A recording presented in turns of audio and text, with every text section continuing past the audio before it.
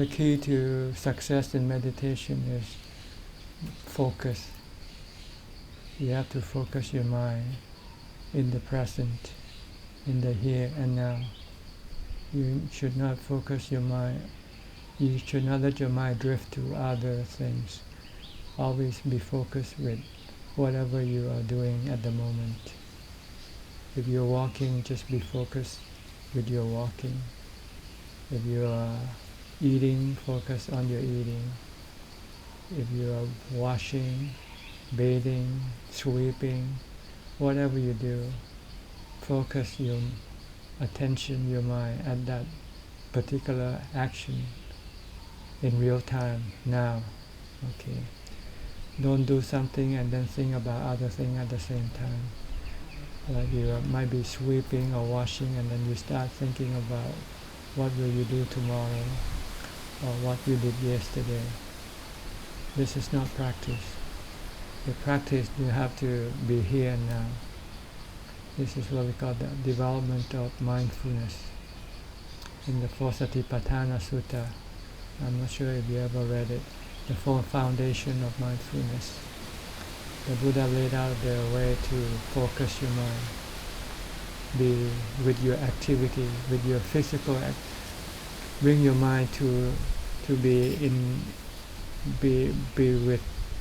watchful or focused with your physical activity.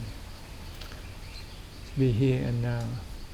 Because if you do, when you sit in meditation, when you want to focus your mind on your breathing, it won't go anywhere.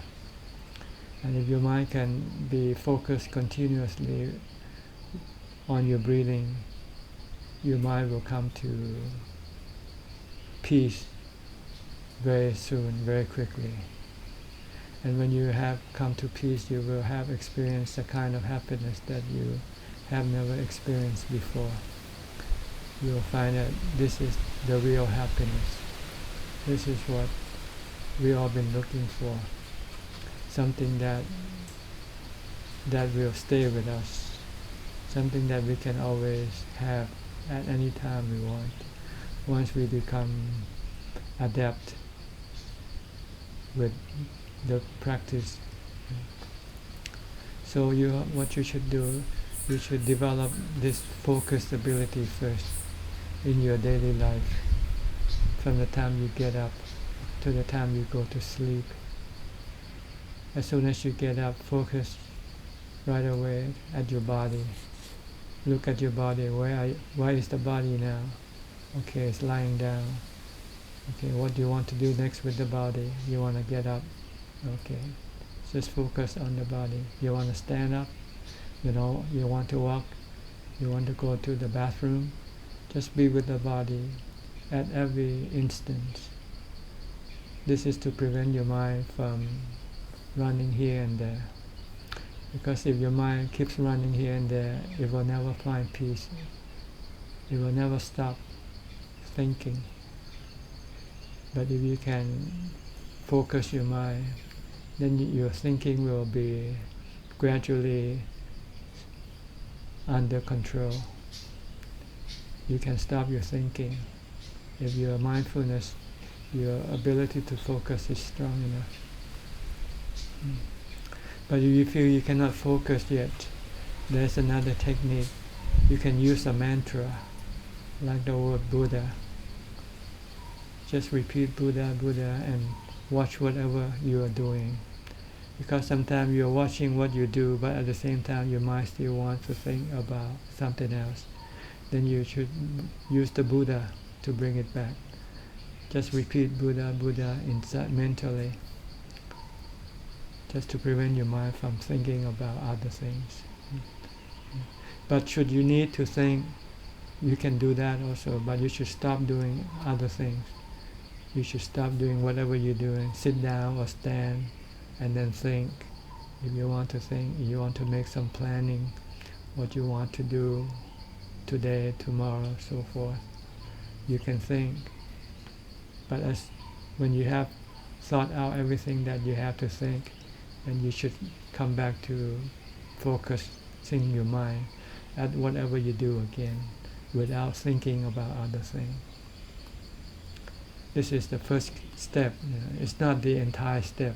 So don't get confused, because when you get to another, the third step, in which you have to develop wisdom, then you have to think. But that's later. Right now, before you can go to that level, you have to first have this focusing ability. You should have the ability to stop your mind from thinking about things that you don't have to think about. This is during the time when you have to do your daily routine, whatever you need to do. But as soon as you have spare time, you don't have to do anything, then you should sit down and close your eyes and then concentrate, focus on your breathing. Try to get your mind to drop into calm. This is what we call samadhi. When the mind drops into calm, to peace, it stops thinking temporarily. There you don't have to force it anymore. It will just rest. Then you just enjoy that state of peace of mind for as long as you can. Don't force it. Don't pull it out from that state. Let it stay in that state for as long as possible, until it emerges, until it withdraws from that state. Then you should continue on focusing. Do these two things until you become very professional. That means you can get your mind to calm down anytime you want. As soon as you sit down, you can focus on your breathing, and in a few minutes your mind drop into calm. If you could do this, then the next level that you should develop is the development of insight or wisdom. Insight here means to perceive things as they are, to see things as they are, not as what you think they are. See, the Buddha said there is no self in the body, for instance. But we think there is a self in the body. We think that the body is I, that is mine, that is myself. But this is delusional. This is not the correct truth. The truth is that the body is just the composition of the four elements: earth, water, fire, and wind. You get this from the food that you eat. See, the food that you eat comes from the earth, like the fruits, the vegetables, the grains. They all have to have earth, they have to have water, they have to have fire, heat, they have to have air. So they're actually the combination of these four elements: earth, water, fire, and air. And when you ingest it into your body, it turns into the 32 parts.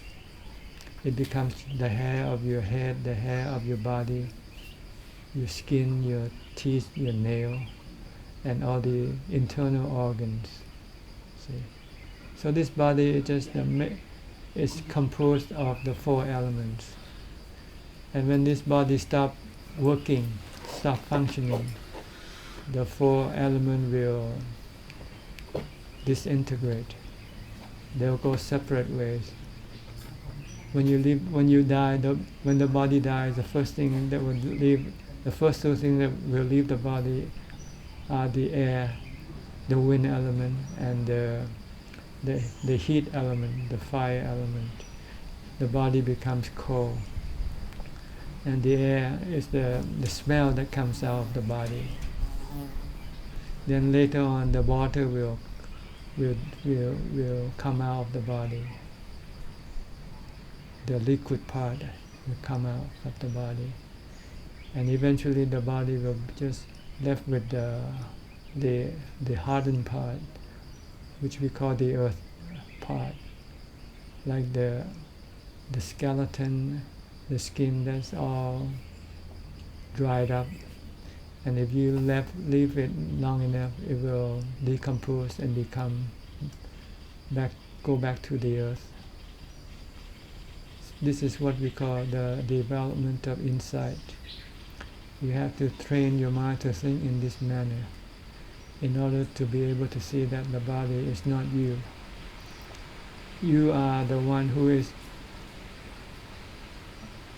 investigating the body. So the one who investigates and the one who is being investigated cannot be the same thing. Understand? You are the mind. The mind is the one who is investigating the body. The body is not the mind. But the body and the mind are like twins. They come to join together at the time of conception, at the womb, in the womb. When the sperm and eggs combine to form a body, the mind that need a new body comes in and take possession of that body. The mind is the spirit that died from previous life. Like our mind, when we die, our mind will then separate from this body, and then it will go seek a new body. When there is conception in the womb, then this mind will go and possess that particular new body. And when you were born, the mind thought that the body is the mind and the mind is the body. This is what we call avijja, or delusion, not knowing the truth of the mind and body, that they are two separate things. The mind is the controller of the body. The body is just like a toy. The mind is like the owner of the toy, like a driver and the car. The car is the body, the driver is the mind. Okay. But the problem is the mind didn't know this. The mind thought the body is itself. So whatever happens to the body, it becomes affected negatively. It becomes sad, afraid. But if it knows that it is not itself, then it can overcome these bad feelings.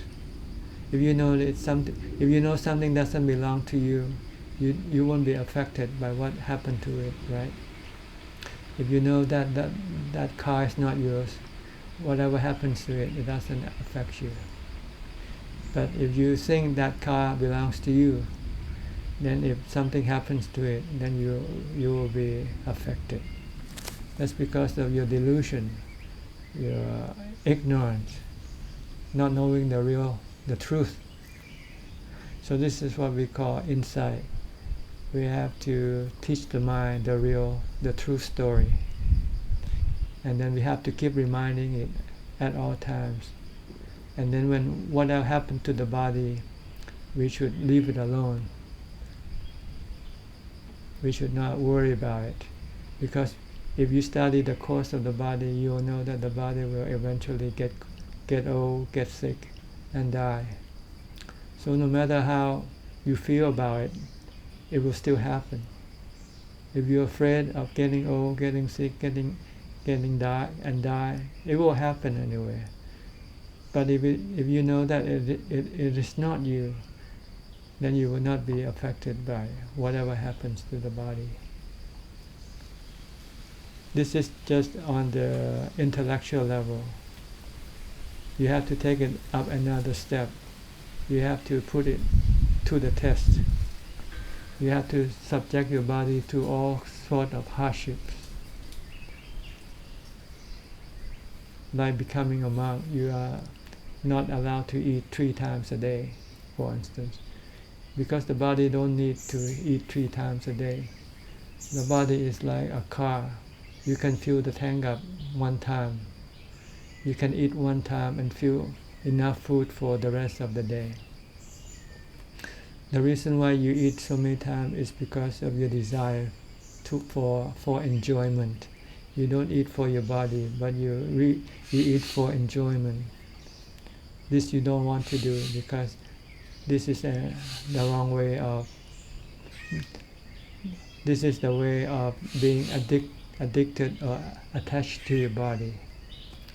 And if your body should somehow not be able to respond to your desire, then you will be unhappy. So you should put your knowledge that the body is not you to the test. Treat it exactly like it is, not yourself. You don't have to take too much. You don't have to take too good care of your body. Just look after it, just like you would look after a car, and be ready to give it up when the time comes. If you can give up, then you will not be affected by whatever happened to your body. So first you have to teach your mind the truth. Then you would have to test to see if your mind can accept the truth or not. Like sometimes monks want to test whether he can let go of the body or not, like let the body die or not. He would have to go into a forest, to some place where there might be some danger, and then test the mind to see if the mind can still remain peaceful and calm. If it cannot, it means that it's still attached to the body.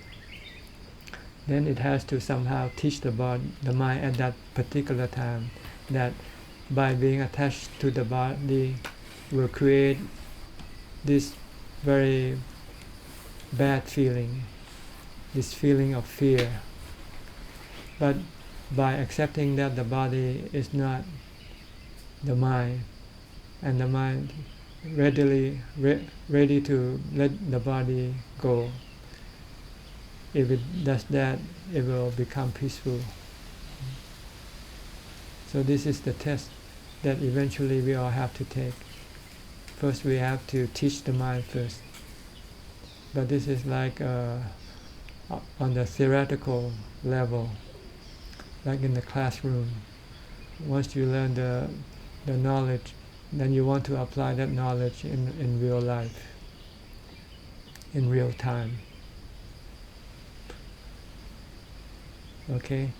If you pass the test, then you will live forever happy without fear. People nowadays are afraid of these three things. They're afraid of getting old, they're afraid of getting sick, they're afraid of dying. And no matter how much they try, they could never be able to stop this process. They try the wrong thing. What they should do is try to stop the mind from clinging to the body. Let the body be, let it go, let it be. Once you can let it be, then you have solved your problem. But we solve the problem the wrong way. We try to solve the problem by trying to preserve the body. We try to think of different ways of how to prevent us from getting old, getting sick, or die. But this has been done throughout the ages. And it's the wrong way to go. The Buddha found the right way. The right way. The problem is not with the body. The problem is with the mind that is deluded. The mind takes something that doesn't belong to itself and think that it is itself. And then whatever happened to that thing, it becomes miserable or it suffers. So this is the work that we do in Buddhism, in the Buddhist practice. Not to kill the body, not to correct the body, but we are here to cure the mind that is sick. The mind is sick through delusion. And we need the practice of meditation and insight. Because if we don't have this, the mind doesn't have the strength to go through the test. Now you know the truth, but you cannot let go of your body yet. That's because your mind, the force of attachment is stronger than the force of detachment. What you have to do now is to develop that force of detachment by calming your mind. Because when your mind drops into calm, it temporarily detaches from the body and everything else. See, this is why we have to do meditation. And in order to do this, you need to have the focused ability. You have to be able to focus your mind, to stop your mind from thinking about this and that, here and going here and there. Because if it keeps on thinking, when you sit in meditation, you cannot focus your mind on your meditation object. Your mind will think about other things while you focus on your breathing. And you could sit for hours and you won't experience any peace or calm. So first of all, the first key to success is you have to establish the ability to focus your mind. Secondly, you have to sit down and calm your mind until it becomes totally peaceful. Thirdly, you have to develop insight by teaching your mind the truth of your mind and everything else. That the mind is one thing and the body is another thing. And if the mind clings to anything, it will become agitated and depressed, stressful, because nothing in this world is permanent. See? And if you want something to last forever, you will always be stressful, because nothing lasts. Nowadays, things don't last very long. You can get something and the next day it could be gone again from you. So you must learn to detach, don't cling to anything. Always remind yourself that everything is temporary. Everything that you have is temporary. Every experience that you are experiencing are temporary. If you are attached to them, when they disappear, you will be depressed. Like when you're having friends over, you're happy. But when they leave you, you're left alone. You feel sad and lonely. But if you can focus your mind on your breathing, you can sit in meditation and forget about everything else. And when your mind forgets everything, it drops into calm, drops into peace. Then you have the real happiness. Okay, so this is pretty much what we do as a monk, or as Buddhists should do.